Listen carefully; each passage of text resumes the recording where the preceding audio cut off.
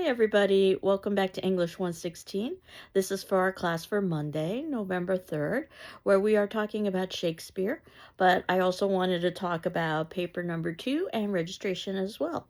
So I am working my way through paper number 1, and obviously you all have the option, as I indicated, to rewrite paper number 1 because I see it as a kind of learning exercise. But I'm actually going to go out of order in the notes below and go straight to the second paper, which is the 7th section, and that is in our syllabus and other documents folder. And you can see that you've got the paper topics for the drama section, and they're very similar to what you did for the fiction section. That paper number 2 will be a critical paper. In other words, you shouldn't be consulting outside sources. The paper length, approximately 4 to 5 pages, but approximately is approximately, as long as it needs to be for you to support and defend your thesis. You can choose any of the 4 topics listed, one out of the 4, or you may write on your own topic. You choose to write on your own topic, you must approve the topic with me beforehand, and it has to address one of the 3 major dramas that we've talked about. So you can, as a English 116 class, either talk about performance, because we will have viewed 3 performances in their entirety by the ending of this unit, or you can talk about text. And your 3 options are Oedipus the King. So at this point, we're just about putting closure on Oedipus the King. A Midsummer Night's Dream. So we are beginning now with our middle drama in our drama unit. And then lastly, A Raisin in the Sun. So once again, I'm asking you to identify either the text or the performance, and obviously there's a difference between the two, that you think should be included in the literary canon and the reasons why, or should not be included in the literary canon and the reasons why. So obviously, if you're talking about performance, you're talking about many of the things that we talked about with Citizen Kane in terms of film, especially because we aren't watching live performances, we're watching filmed performances. So now you can talk about things like acting and cinematography and directorial decision making. And then if it turns out that you don't want to talk about canon, you can talk about contemporary relevance, which is usually an element of canon, but not the sole element of canon, to identify a performance or text from the drama section that you think has the most contemporary relevance, detailing the reasons why, or the least contemporary relevance in our society, detailing the reasons why. And regardless of the topic you choose, you want to provide textual evidence and details to support your arguments.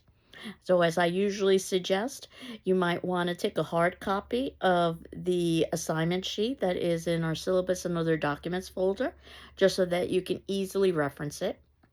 You can see that at the bottom of this sheet, much like I did with our last sheet, is the quote, a good question to ask yourself when you're writing a paper or reading someone else's writing is, quote, have I or has the author said this as clearly, concisely, believably, or gracefully as possible?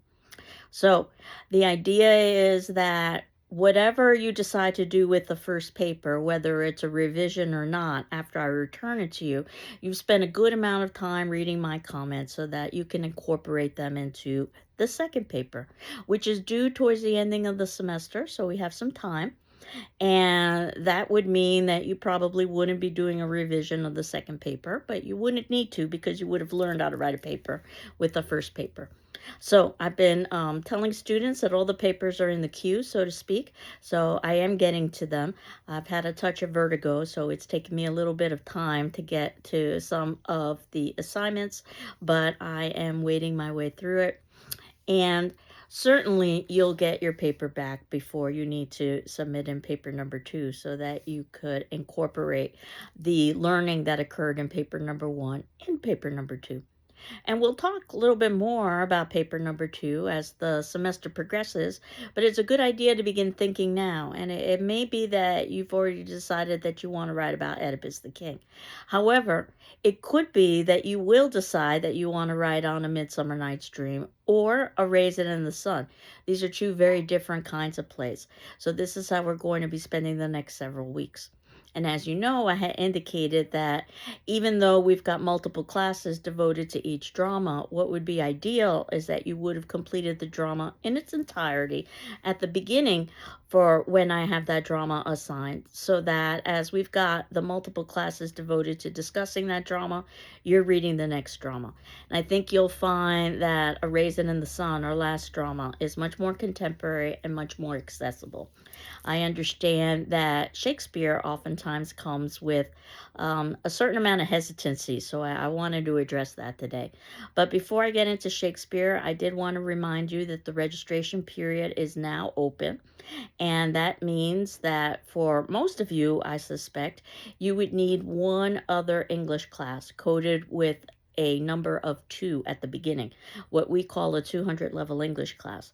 So the class we're in now is an introductory class, which is meant to expose you to introductory elements. Particularly for us, that would be short story and also drama, and lastly, poetry, as well as film. For next semester, your 200 level class, that would be a more advanced class where you get to focus on a particular time period or perhaps a particular author or perhaps a particular genre. And we offer about a handful of options or so, all in different modalities taught by different teachers. And you can access the course schedule by going on the GCC website and scrolling down to find classes, or you can see also in our notes, I have indicated a link that you can just click on if you so wanted to. And that is in the 6th section under registration.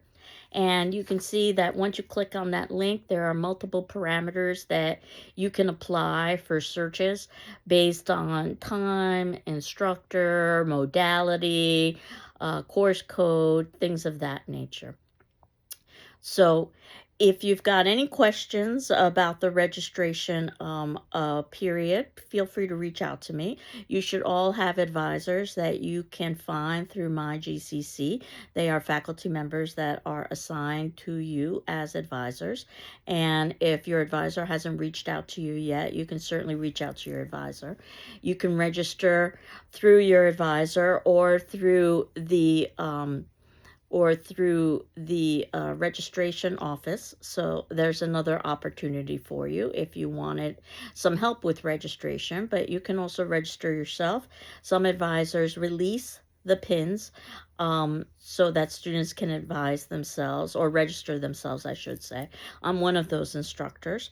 Not every advisor necessarily does that, but whether you go to the advising center or you go to your faculty advisor or you decide to register on your own or some combination thereof, it's always a good advice to register early just so that you get exactly what it is you want. You can certainly change your mind along the way. And if you're curious, I am indeed teaching Shakespeare next semester in an online format. And our first play will be A Midsummer Night's Dream. So it will be a play that you have some familiarity with. So I can tell you more about that class, which is run very similarly to this class, if you are curious. There is an intersession. It's the period of time between the fall and the spring semesters in January, for the most part, highly condensed. Every class is the equivalent of a week, so you meet for approximately 3 weeks, but basically you've completed an academic semester. And we certainly have fewer options in that format, but we do offer some 200 level English classes, and we also offer public speaking. That happens to be the class that I'm teaching.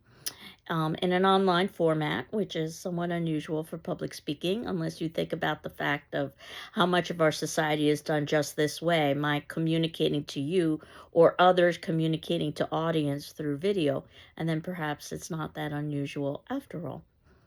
And if you are a horror film buff, I am teaching my horror film class also in an online format. That's CMN 201.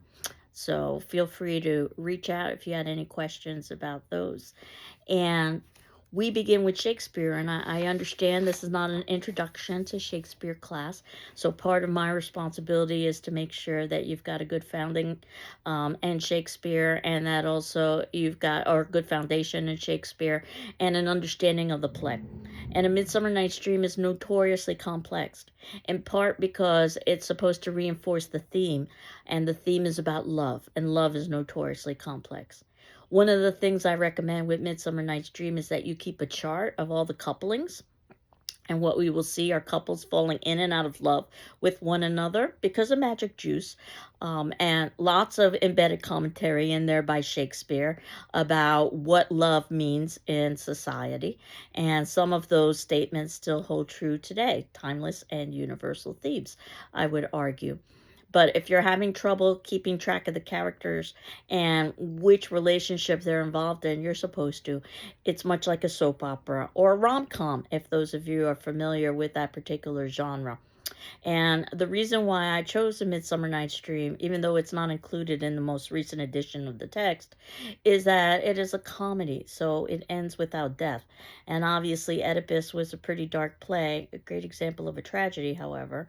Usually, when we talk about Shakespeare, we talk about Shakespearean tragedies, Hamlet and Macbeth and Othello, that are based on great individuals who experience a fall because of outside forces, but also flaws in character. If this sounds familiar, it should. It basically is Oedipus the King. So Shakespeare would have used that criteria, but changed it for his own dramatic benefit. After all, he was Shakespeare. But as I said, we will be watching a performance of A Midsummer Night's Dream. It's actually a Hollywood film performance, which is kind of tricky because what you're trying to do is to make Shakespeare accessible to a general audience if you're making a Hollywood film.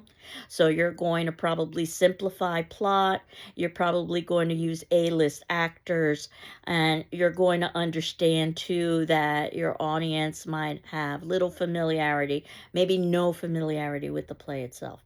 So one of the things I will be doing in talking about the play is ultimately going through the plot. Not that a Shakespearean audience would have known the plot ahead of time, the way they would have with Oedipus the King, but still I want to make sure that you're not confused. And again, I recommend that you keep a chart of the characters and their relationships. And I can tell you right now, what Shakespeare will give us are multiple couplings of individuals who represent different statuses and different stages of relationship. But the one thing they all share is that they share conflict and difficulty involved in relationship.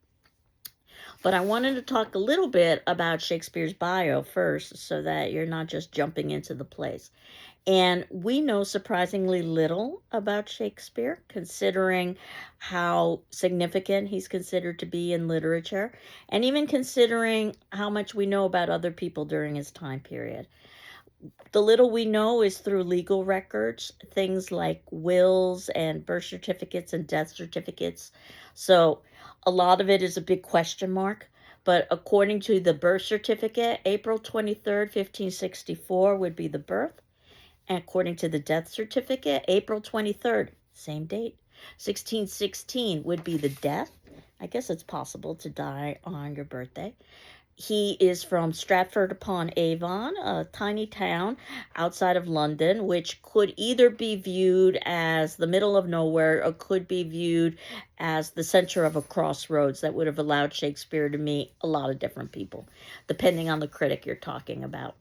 And there is so little documentation about Shakespeare outside of things like birth certificates, death certificates, wedding certificates. And by the way, 7 months after he was wed to Anne Hathaway, he had his first child. So you do the math. But nevertheless, because of that, there have been a lot of conspiracy theories about Shakespeare. So if you like conspiracy theories, then you might be interested in the idea of the possibility that maybe Shakespeare was just a pseudonym. And there are smaller groups of people who believe this. Most critics dismiss it because there isn't enough evidence. But there have been all kinds of suppositions as to whether or not Shakespeare could have been written by somebody else or his plays written by somebody else. Could have been somebody from the royal court who was not allowed to take credit for playwriting because playwriting and play acting was seen as kind of lowbrow at the time. Could it have been the queen herself who needed a pseudonym, who enjoyed the plays? And not only could she not take credit because of the lowbrow nature of drama, but also being female, she would not be allowed to participate. Could a committee have written these plays? Which I think is hilarious because I've served on many a committee. We usually can't agree on a time to meet, let alone write 30 plus plays and keep it secret. There was a contemporary of Shakespeare's by the name of Christopher Marlowe. It's actually where I focus my graduate work on. And Christopher Marlowe has a very interesting story. He was basically a spy for the Queen and wrote in his spare time. And he died under suspicious circumstances in a tavern brawl over money. And he died young. And again, if you like conspiracy theories, some people have argued that that death was staged and he went underground and he did what he did best outside of spying for the Queen, which would be to write. And then you've got individuals that are trying to compare and contrast Christopher Marlowe's plays before he was killed, and could they share enough similarities to Shakespeare's plays that they could be one and the same.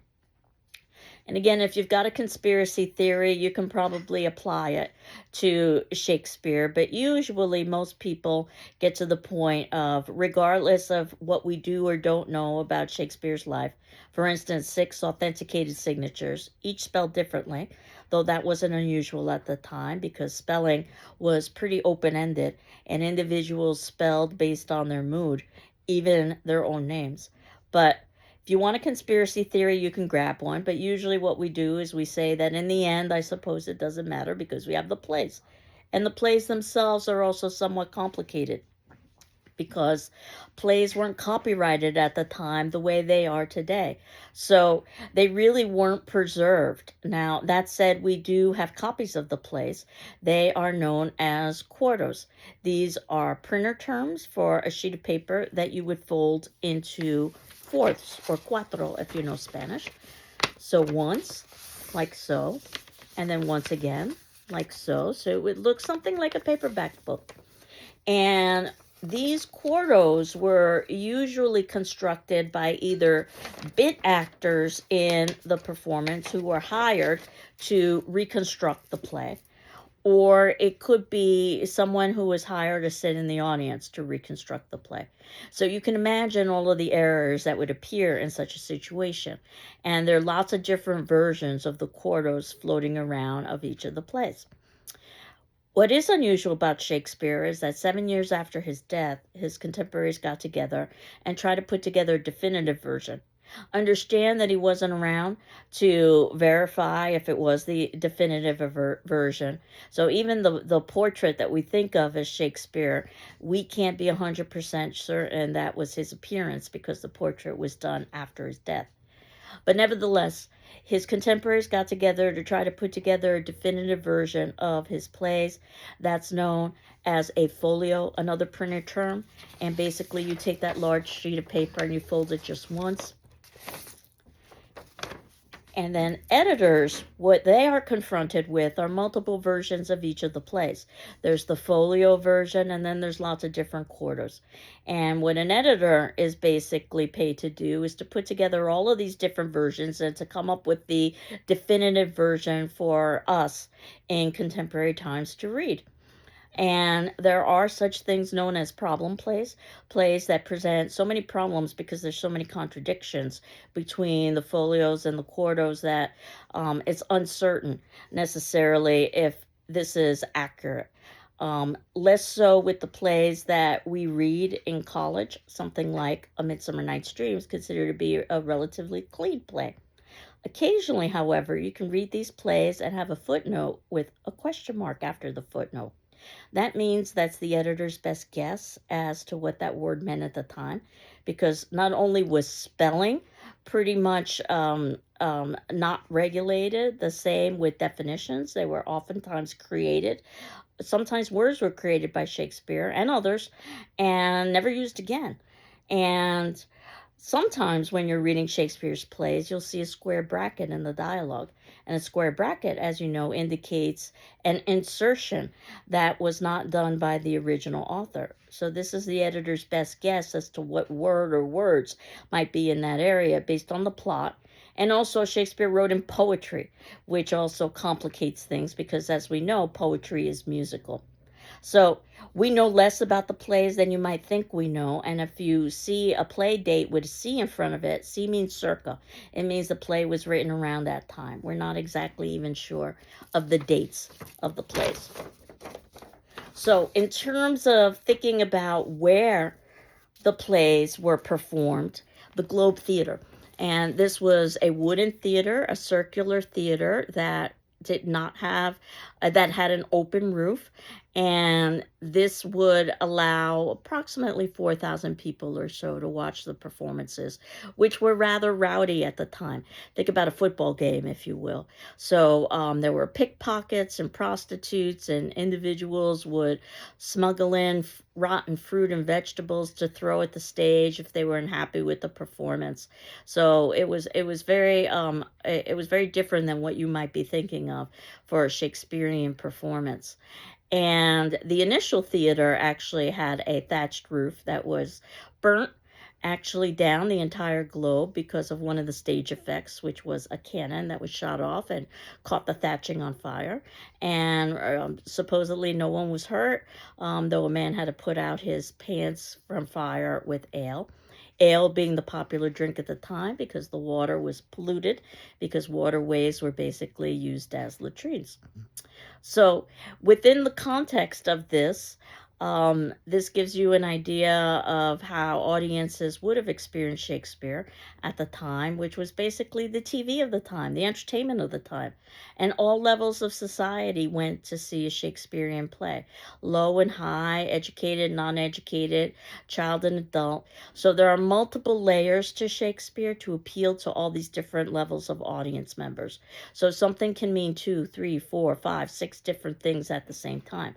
It's one of the ways that Shakespeare has complexity to it. And it was a pretty open time with sexuality and violence, but not an open time with politics. So if there was political commentary to be made, and Shakespeare made quite a bit of it, he was very careful to hide it. So that's another layer that you could think about within the plays themselves. And an interesting story about the drama houses is after the first globe was burnt down, a second was built, this time with a tile roof, very smart. And after Shakespeare's death, the Puritans, you might remember them from Young Goodman Brown, had the theater torn down because the theater was a place, according to them, of evil. And there was no theater for many, many years, just a little plaque indicating where it stood, until the 1970s, when an American actor on holiday, Sam Wanamaker, went to see the Globe Theater, saw just a little plaque, made it his lifelong mission to reconstruct the Globe Theater, even though he had no money and even though he wasn't British. And lo and behold, he was successful. Not successful enough to actually see the first performance done in the Globe Theater, the reconstructed Globe. He had passed by then. But successful enough to have it built according to the recent scholarship of the time to duplicate as accurately as possible the theater house. Now, time has gone by since the 1990s when the theater house was opened, so that new scholarship has been unearthed that would question perhaps some of the elements. And of course, some liberties needed to be made. You have to follow fire codes now, for instance, and you need to have restrooms and so forth. But for the most part, it gives you a good idea of what an outdoor theater would have looked like. And ultimately, the seats were very similar to today in the sense that the more expensive the seat, the more comfortable the seat would be. It would be covered from the elements, or perhaps you could rent a cushion that you could place on the hardwood. But if you couldn't afford any of those, you would be a groundling, somebody who stood on the ground, or a stinkard, because basically people stank at that time period. Hygiene was not what it is today. And you would stand right in front of the stage. And that would mean that, yes, you would be uncomfortable, but ironically, you'd probably have the best seat in the house, so to speak, because you would be standing right next to the stage. which contemporary actors think the stage is too large. It feels too big to them. But you'll see that there isn't much in the way of props because, again, props are difficult to manipulate with stage. But there was a trap door so that you could have a character descend or ascend from hell. We did have mechanical devices, much like with Oedipus the King, to lower characters onto stage. I mentioned things like the cannons that could be used, let's say, during a war scene. And while the sets were pretty bare bone, the costumes were quite elaborate. At the time period, clothing denoted status. So the fabrics you were allowed to wear, even the colors you were allowed to wear, were dictated by your status, whether you were of higher status or lower status. And the idea that women were not allowed to engage in this meant that young boys played the roles of females. Might give a different sense to something like Romeo and Juliet. And in the third section of the notes below, you'll see the link for the reconstructed globe. So I ask you to click on that just so that you can take a peek as to what it looks like, and you even have the option of a virtual tour. So Shakespeare wrote in lots of different genres, which in some ways might seem to make him formulaic because he was following rules. But Shakespeare breaks all the rules, including the idea that formulaic writing isn't literature. So he could follow a formula yet still be creative and original, as we will see.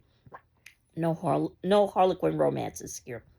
And what we think, and again, there's some uncertainty about Shakespeare's life, is that the first part of his career was devoted to the comedies, and then the histories, and then the tragedies, and then the tragicomedies.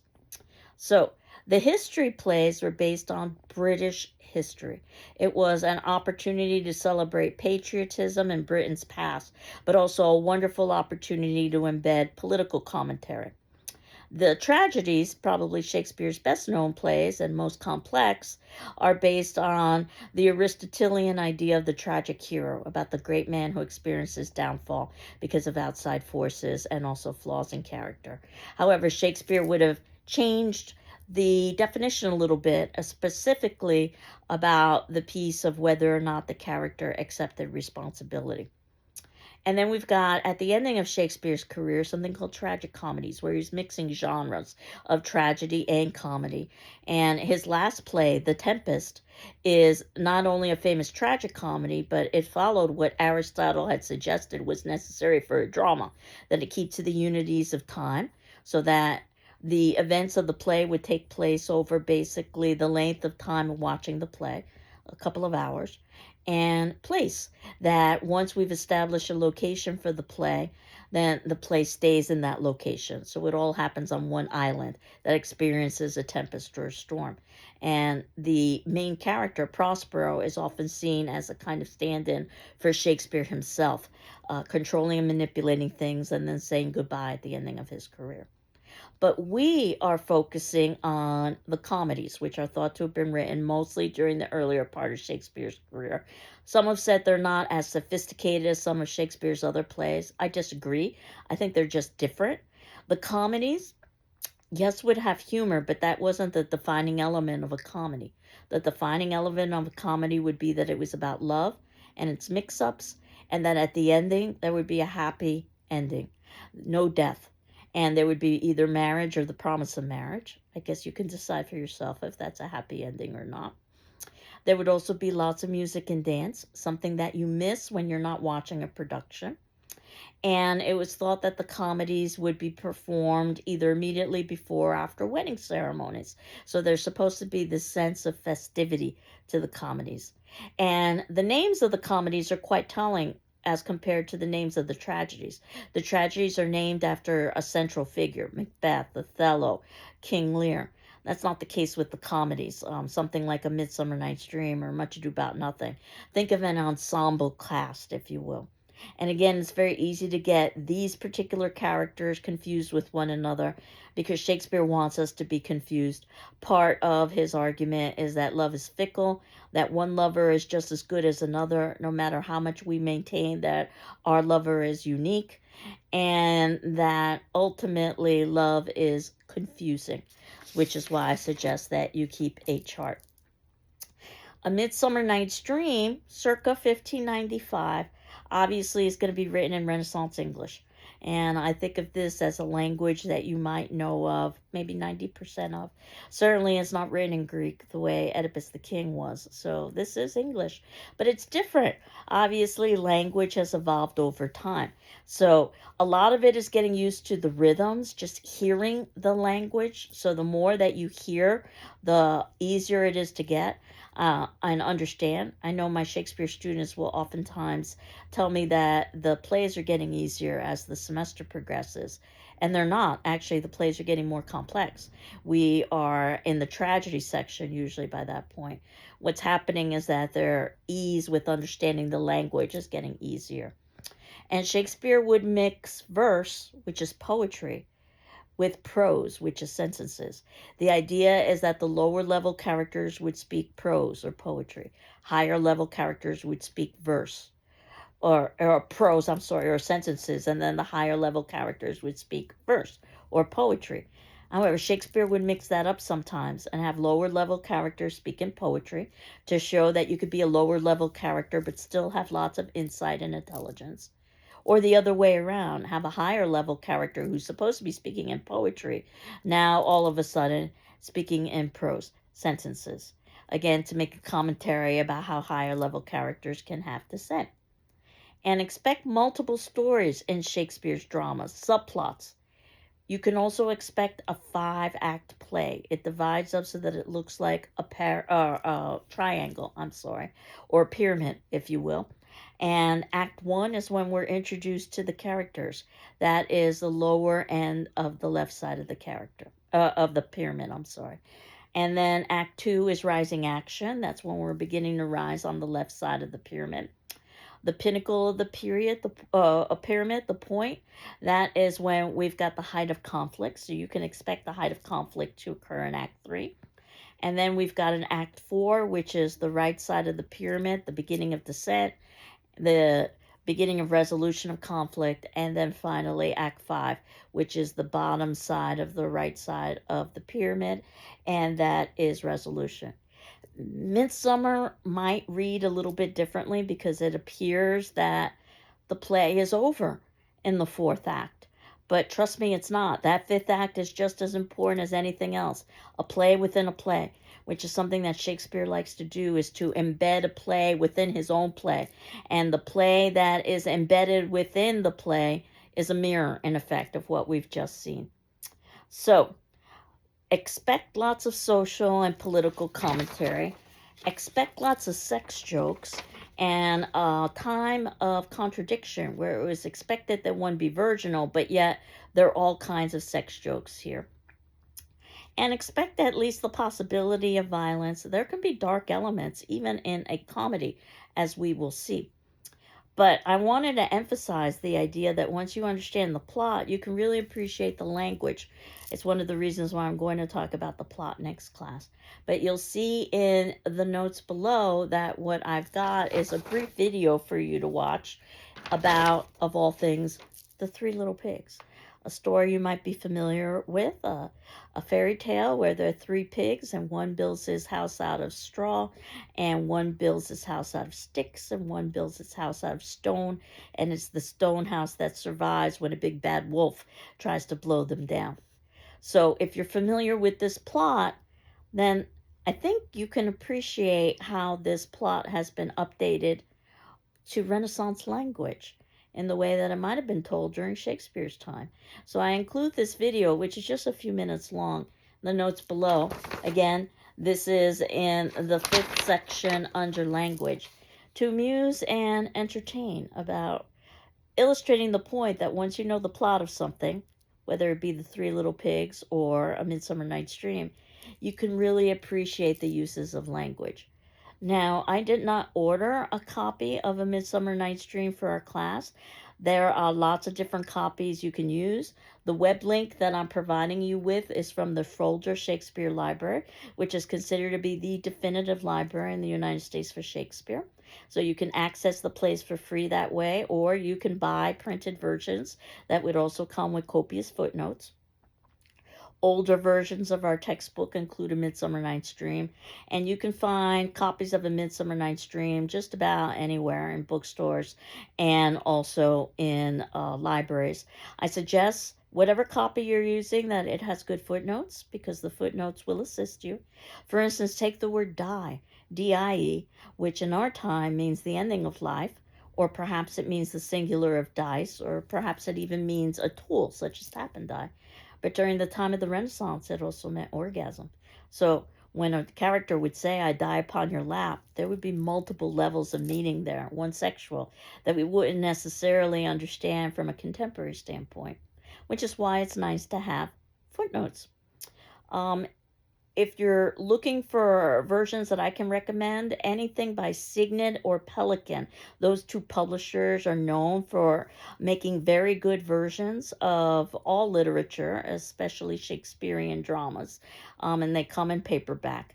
But again, I'm providing you with a Folger Shakespeare, and the idea is that hopefully you would have read it in its entirety by the time that we talk about it in our next class, but we will also be watching performance as well. And of course, as we are talking about A Midsummer, you are reading the last play, which is A Raisin in the Sun, much more contemporary, 1950s, from the United States. So I think you'll find it to be a much more accessible play. And once again, I'm providing you with the link, but I had also ordered a separate paperback copy of that version because it is not included in the most recent version of the text. And it might be a little bit more difficult to find A Raisin in the Sun than it would be to find A Midsummer Night's Dream, which is, pretty commonplace. So this gives you just the tinge of background with Shakespeare. And for today's discussion form attendance question, which would be due on Friday the 5th, though certainly if you need an extension, let me know. And as you know, you're not required to respond to your classmates, but you are encouraged to. What you are required to do is to read their responses and my responses in turn. I've given you quite a bit of information about Shakespeare, so list one interesting fact about Shakespeare and or his time that I discussed in today's class and why you find it to be interesting. So that should give a good overview of what I discussed with Shakespeare before we actually get into the play itself. So I hope you're doing well. I'm doing well, and we will continue on discussing A Midsummer Night's Dream. Take care. Bye bye.